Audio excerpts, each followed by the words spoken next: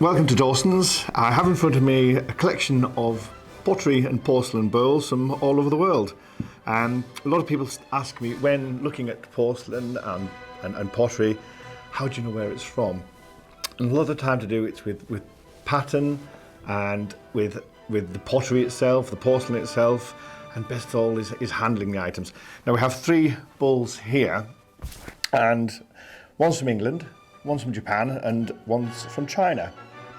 And we have to decide where it's from where. We have two very similar bowls here, both porcelain, both made in around the same sort of period, in the 18th century, latter part of the 18th century, and all very decoratively hand-painted in family rose pattern with cornucopia of flowers and little floral sprigs, which was very popular in the latter part of the 18th century, sort of going on to sort of 1770, 1780. Both made out of porcelain. And so people will say, well, which one is which? Well, this one's the Chinese one, this one's the English version. And through handling, you discover the feel of the porcelain, the crispness of the porcelain. You look at the rim, then you look at the base as well.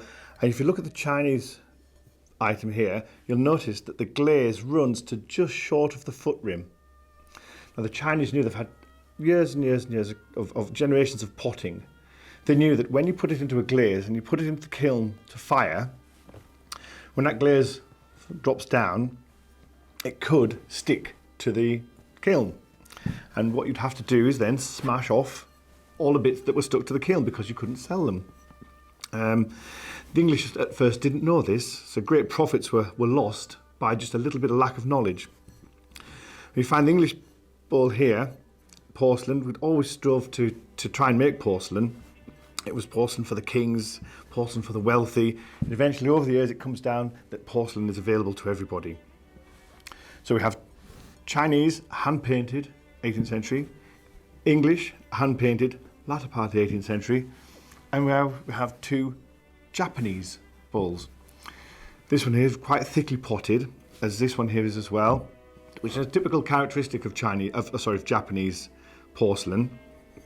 This one's rather crudely painted in almost a non-Japanese style. It's very much more a Chinese style, where this one here is very much Japanese taste and very much what influenced the aesthetes of the latter part of the 19th century in England. This asymmetric decoration here, very much a Japanese signature almost. And the Japanese were very good at, although this is not a good example of it, but often we're very good at not using the whole space.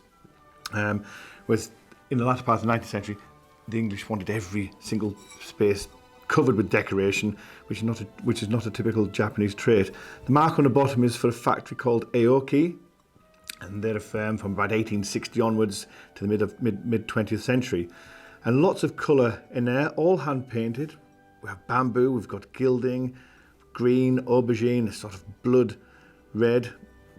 So it's a wonderful little piece, but all these here made for export. And at the time these items were being made in the 18th century and the 19th century, a lot of the English, we had access to great amounts of pottery and clay. So we ended up making blue and white transfer printed pottery in imitation of the Chinese. Now this is a much later one, this is late 19th century, made by firm H.M. & Co. Limited, who are friends that lovers of blue and white can't identify who the makers are. But it's a typical pattern of the time, transfer printed, fantastical, exotic sort of scenes to give the everyday person a sense and a taste of the exotic, the Orient, European influence, which a lot of people hadn't seen or had experience of. So a lot of transfer printing and a lot of painting on porcelain was one way of describing the feel of a country. So whether it was the Orient or with Japan or even everyday life in China. This is an 18th century bowl, and like a lot of these bowls, it's got lots of hairline cracks, which is rather sad. The nice thing about it, again, it's absolutely all hand painted, which is wonderful. Lovely colours, again, family rose here, yellow, which is a very difficult colour to fire. And we've got everyday scenes, family scenes here, little monkey down here, which is great fun. And you'll find animals here, and sadly on a lot of some of this 18th century porcelain, a lot of the detail can get worn away. So you often find little ghost marks of where something has been once before. We have a figure here floating without any legs, another here figure without any feet. And it was what was termed in the latter part of the 19th century sort of spook decoration, because the figures didn't have hands, figures didn't have feet, just long diaphanous robes. This is what's known as a diaper pattern around here, which is also used to some extent in the Japanese ware as well.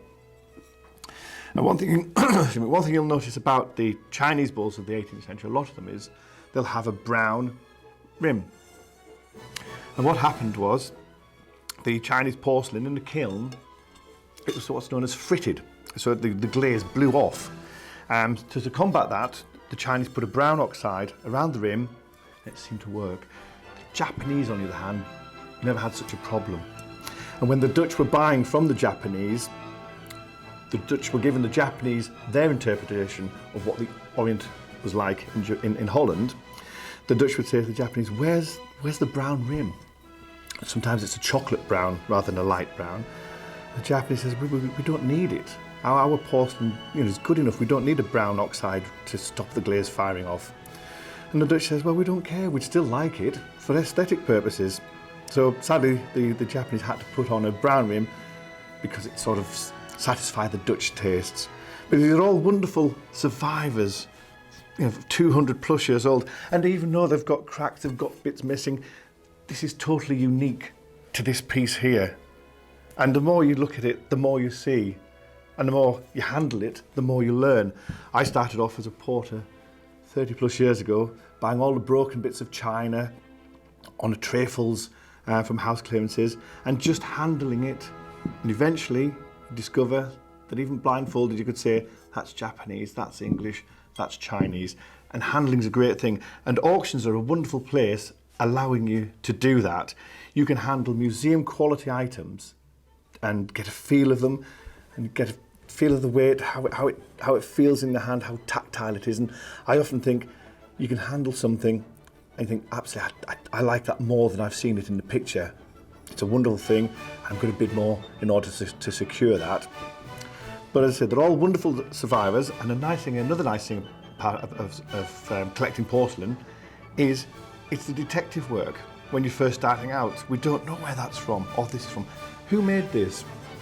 We can find out through pattern books, and sometimes we just have to sort of hold our hands up and say, we're beat, we don't know. The same with the experts, they don't know who H, M and Co is. But I'm just saying that just yet, we'll find out. Marks on here, it becomes a little bit more something than just a porcelain bowl.